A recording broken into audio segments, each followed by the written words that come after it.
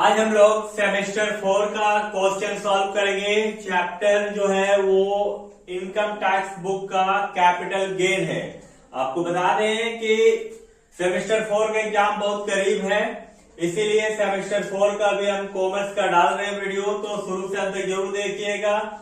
यदि आप नहीं देखिएगा तो इनकम टैक्स का एग्जाम देने में आपको काफी परेशानी होगी और आप शायद एग्जाम में नहीं निकाल पाए इनकम टैक्स का पेपर। तो चलिए वीडियो को स्टार्ट करते हैं। आज हम लोग कैपिटल गेन पढ़ेंगे। पहला क्वेश्चन सॉल्व करते हैं। क्वेश्चन जो है वो आपका लिख रहा है, एक करदाता जो कि अ है यानी ए है, मई 2006 में 5,000 रुपया के अंकित मूल्य का 500 अंश 8,540 रुपया में खरीदा और उसे इसी कंपनी से मई 2024 में प्रत्येक 10 रुपया मूल्य वाले 100 बोनस अंश प्राप्त हुए। उसने 1/6/2024 को 500 रुपया मूल्य वाला अंश 60,000 रुपया में बेच दिया। मिस्टर ए के कर निर्धारण वर्ष 2025-26 के लिए पूंजी लाभ की गणना करना है और इंडेक्स जो दिया हुआ है 2006-7 का 122 है और आपका जो 2024 और 25 का दिया हुआ वो 363 है। तो चलिए स्टार्ट करते हैं। सबसे पहले यहाँ शेयर है, हम लोग देखेंगे शेयर को सेल कर रहे हैं और कितना में सेल कर रहे हैं, हम लोग सेल कर रहे हैं इसको 60,000 रुपया में। कितना में सेल कर रहे हैं, 60,000 रुपया में। चलिए ध्यान दीजिएगा, क्या लिखेंगे, sale of process of share 60,000 रुपया में। इसको हम लोग कितना में सेल किए, 60,000 रुपया में। जबकि जो 2006 में शेयर का कीमत था 5,000 रुपया और इसको हम लोग खरीदे थे कितना में, 8,540 रुपया में। तो 8,540 रुपया में हम लोग इसको खरीद लिए। तो सबसे पहले माइनस होगा, minus index cost of equation,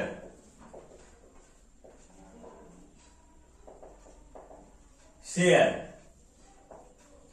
कितना में, 8,540 रुपया। तो यहां लिखेंगे हम लोग 8,540 इंटू करेंगे आज का इंडेक्स से आपको इंटू करना है, यानी 2024-25। तो 2024-25 का इंडेक्स जो दिया हुआ है वो 363 है, इससे इंटू हो जाएगा और जो डिवाइड होगा वो आपका 2006-7 का, क्योंकि हम लोग 2006-7 में खरीदे थे, वो 122 है। यहां लिख देते हैं 122। तो इसको इक्वेशन निकालने के बाद हम लोग माइनस कर देंगे और आपको बता दें कि 100 अंश हम लोगों को बोनस में प्राप्त हुआ है। 10 रुपया वाला 100 अंश बोनस प्राप्त हो, उसने 1/6/2024 को 500 शेयर को बेच दिया था। आपको बता दें कि ये सबसे पहले खरीदा गया था 2006-7 में और बेचा गया है आपका 24 में। तो शेयर के मामले में जो आपका 12 महीना या 12 महीना से ऊपर में बेचा जाता है उसको हम लोग लॉन्ग टर्म कैपिटल गेन कहते हैं। क्या कहते हैं, लॉन्ग टर्म कैपिटल गेन। तो चलिए इसका हम लोग कैलकुलेशन करके देख लेते हैं। तो 25,410 आ रहा, यहां हम लोग लिख देंगे 25,410, माइनस करेंगे 0, इससे माइनस हो गया 9, या 9 में से 4 गया 5, 9 में से 5 गया 4 और यहाँ 5 में से 2 गया तो 3। ये आपका हो गया 34,590 रुपया। ये कहलाएगा लॉन्ग टर्म कैपिटल गेन, क्योंकि शेयर के मामले में 12 महीना या 12 महीना से जब भी ऊपर आप परचेज करने के बाद आप सेल कीजिएगा तो लॉन्ग टर्म कैपिटल गेन कहलाएगा और एसेट्स के मामले में 36 महीना। और यदि 12 महीना से पहले यदि हम लोग बेच देते हैं तो ये शॉर्ट टर्म कैपिटल गेन हो जाता। तो ये रहा पहला क्वेश्चन आपका इनकम टैक्स का सॉल्व हुआ। चैप्टर का नाम है कैपिटल गेन। अब हम लोग चलते हैं क्वेश्चन नंबर 2 में। अब हम लोग क्वेश्चन नंबर 2 सॉल्व करने जा रहे हैं। तो पहले आपको क्वेश्चन पढ़ के सुना दें। लिख रहा है, जोजो ने 1 सितंबर 1999 को एक मकान संपत्ति 4,10,000 रुपए में खरीदा और 1/4/2001 को इस मकान का बाजार का उचित मूल्य 3,70,000 रुपया था। बोलता कुछ खर्च भी किया गया है। 2001 में उसको एक कमरा बनाया गया जिस पर 10,000 रुपया खर्च किया गया। बी पॉइंट में बोलता है 2013-14 में उसको पुनर्निर्माण कराया गया यानी रेन्युअल कराया गया जो कि 4,40,000 रुपया लगा है। 31 मार्च 2025 को मकान संपत्ति जो है वो 45 लाख रुपए में बेच दिया है। बोलता है पूंजी लाभ की गणना करना है, कैपिटल गेन निकालना है। इंडेक्स नंबर आपका 2013-14 का 220 दिया है और 24-25 का जो दिया है तो 363 दिया हुआ है। तो चलिए अब हम लोग निकालते हैं। यहां पर जो 31 मार्च 2025 को हम लोग बेचे हैं, क्या बेचे हैं? मकान संपत्ति बेचे हैं। तो सबसे पहले लिखेंगे सेल ऑफ, क्वेश्चन नंबर 2, ध्यान दीजिएगा, sale of process of assets लिख दीजिए या तो बिल्डिंग जो भी है बिल्डिंग लिख देते हैं। कितना में बेचा गया है? 45 लाख रुपए में। अब क्या किया गया है? इसको खरीदा गया था 1999 में 4,10,000 रुपए में और इसका बाजार मूल्य है 3,70,000 रुपया। मैंने उचित मूल्य दिखा रहा, fair value, sorry fair value बाजार मूल्य नहीं है, फेयर वैल्यू है 3,70,000 रुपया। तो 2001 का इंडेक्स जो है वो आपका 100 है। 2001 का इंडेक्स कितना है? 100 है। तो यहां पर सबसे पहले हम लोग क्या करेंगे? Minus index cost of equation,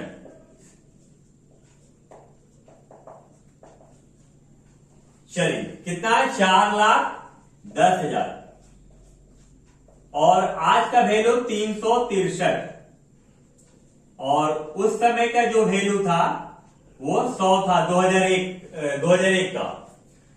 और इसको थोड़ा सा आगे लिख देते हैं हम लोग, यहां पर 45 लाख। यहां पर जो हम लोग निकालेंगे यानी 2 शून्य कट गया, 4100 को 363 से आप मल्टीप्लाई कीजिएगा तो 14,88,300 आएगा। यानी कितना आएगा? 14,88,300। फिर से माइनस होगा, माइनस देखिए 2001 में एक नया रूम जोड़ा गया जिस पर खर्च किया गया है 10,000 रुपया। आपको बता दें 2001 से पहले का जो भी डाटा दिया हुआ रहेगा खर्च करने का उसको आपको नहीं लिखना है, उसको रेन्युअल करने का खर्च नहीं दिया गया, ऑथराइज नहीं किया गया है, मतलब उसका हिसाब ही नहीं होगा, इसलिए उसको शून्य माना गया है।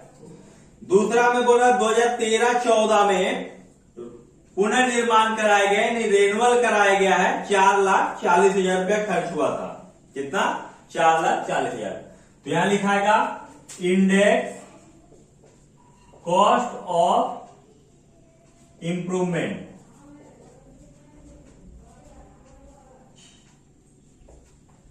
$4,40,000 इंटू आज का जो वैल्यूएशन है वो 363 है और जब 13-14 के इंडेक्स दिया हुआ है 220 है,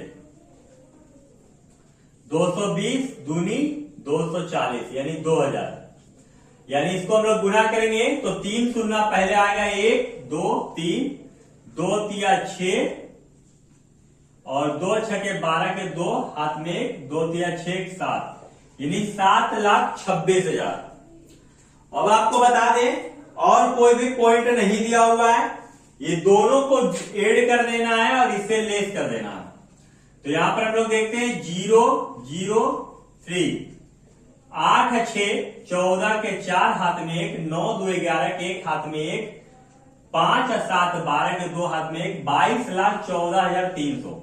इसको माइनस करेंगे 0 0 7 आ जाएगा या 9 9 में से 4 गया तो बच गया 5, यहां पर 9 9 में से 1 गया तो बच गया 8 या 4 14 में से चार में से 2 गया तो 2 और यहाँ 2, यानी 22,85,700 रुपया आएगा।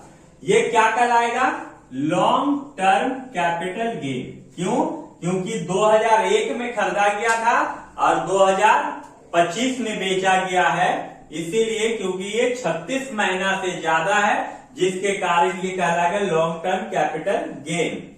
और एक बात बता दें, 2001 का इसलिए नहीं लिया गया है क्योंकि इसको ऑथराइज नहीं किया गया इनकम टैक्स से, इसलिए उसका हिसाब इस पे शून्य माना गया है। तो इस तरह करके क्वेश्चन नंबर 2 आपका कैपिटल गेन का क्लियर हो गया। यदि आपको इसमें कोई दिक्कत या परेशानी है तो आप कमेंट बॉक्स में कमेंट कर सकते हैं, हम आपका जवाब जल्दी देंगे। अब क्वेश्चन नंबर हम लोग 3 सॉल्व करते हैं। क्वेश्चन नंबर 3, एक्स ने विनियोग की दृष्टि से 10/6/2019 एक्स ने विनियोग की दृष्टि से 10/6/2023 को भारतीय कंपनी के अंश 1,20,000 रुपए में खरीदा और इसी शेयर को 1 जून 2024 को कितना में बेच दिया? इसको बेच दिया 1,60,000 रुपए में। ध्यान से सुनिएगा, एक्स ने विनियोग की दृष्टि से 10/6/2023 को भारतीय कंपनी के अंश 1,20,000 रुपए में खरीदा और 1/6/2024 को उसने अंशों का व्यापार शुरू कर दिया और अपने सारे अंश व्यापार को हस्तांतरित कर दिया गया, ट्रांसफर कर दिया। उस दिन उसका बाजार का मूल्य कितना था? 1,60,000 रुपया। बोलता है उसने 20/10/2024 को ये अंश 2 लाख रुपए में बेच दिया। उसकी आय की गणना करना है, यानी दोनों आपको इनकम निकालना है। एक तो बिजनेस का भी इनकम निकालना है, एक शॉर्ट टर्म कैपिटल गेन निकालना है। तो सबसे पहले ट्रांसफर किया हुआ है, वो कब? आपका ट्रांसफर का जो डेट है वो 1/6/2024 है और खरीदने का डेट है 10/6/2023। खरीदा गया 1,20,000 रुपए में, ट्रांसफर किया गया 1,60,000 रुपए में। तो हम लोग लिखेंगे computation of taxable capital gain for the assessment year 2025 और 26 का आप निकाल रहे हैं। हम लोग यहां लिखेंगे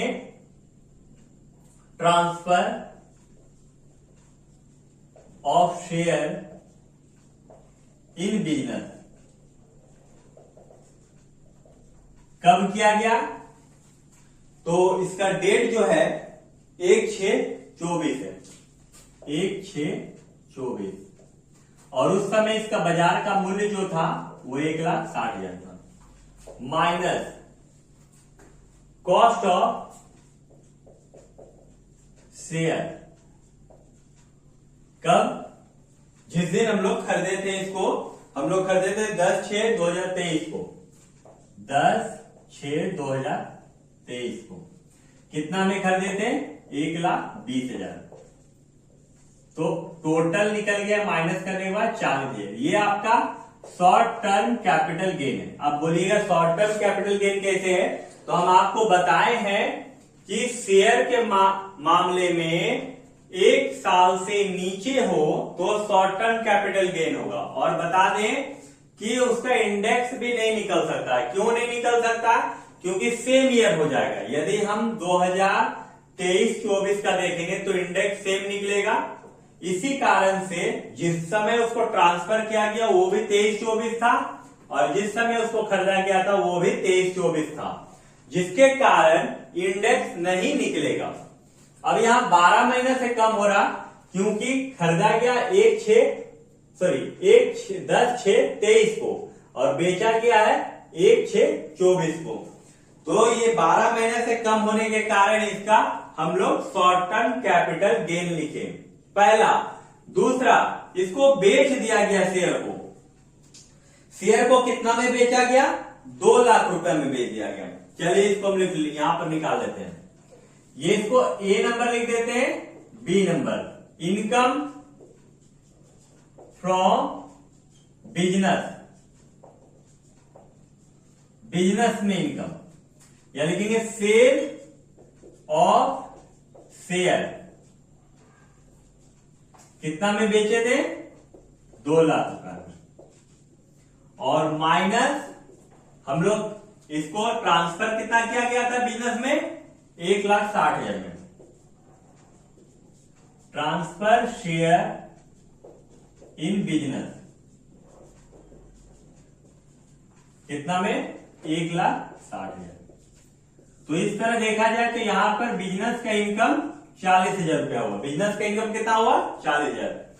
टोटल इनकम यदि बोला जाए, टोटल इनकम, तो देखिए 40,000 कैपिटल गेन और 40,000 रुपया बिजनेस, यानी दोनों मिला के कितना रुपया का इनकम हुआ? ये 80,000 रुपए का।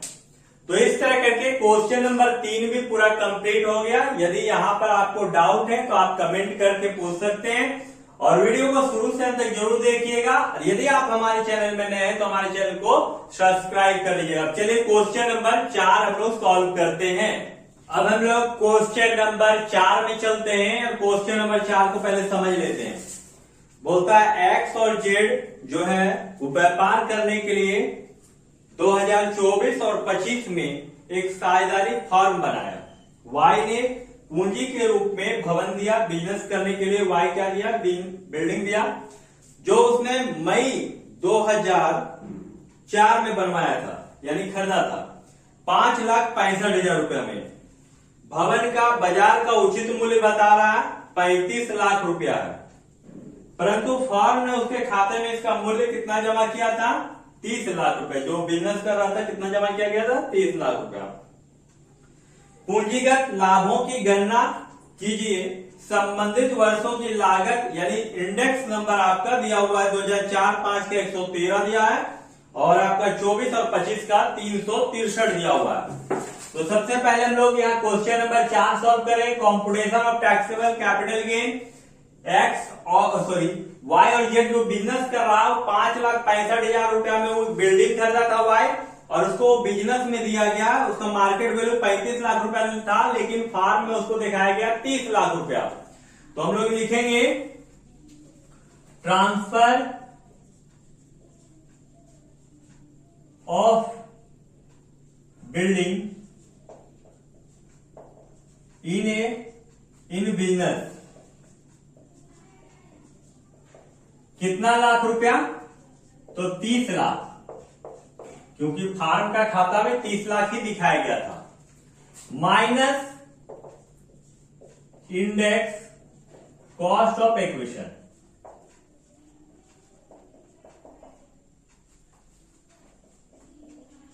जो कि 5,65,000 रुपया में खरीदा था। कितना में खरीदा था? 5,65,000 रुपया में। और जो इंडेक्स आपका 4-5 का 113 और आज का है 363, यानी 24-25 का 363। 113 से इसको काटेंगे, 113 बचे 565, यानी 5,000। यदि हम इसको गुना करते हैं तो 36 लाख 10 से करेंगे तो 36,30,000, यानी हाफ कर देंगे तो 18,15,000, यानी 5,000 को 363 से गुणे करेंगे तो 18,15,000 रुपया आएगा। अब इसको माइनस कर देते हैं तो 18 लाख माइनस हुआ तो 11,85,000, यानी यहां पर आएगा 11,85,000। अब ये कौन सा कैपिटल गेन होगा? तो आपको बता दें ये लॉन्ग टर्म कैपिटल गेन होगा 11,85,000।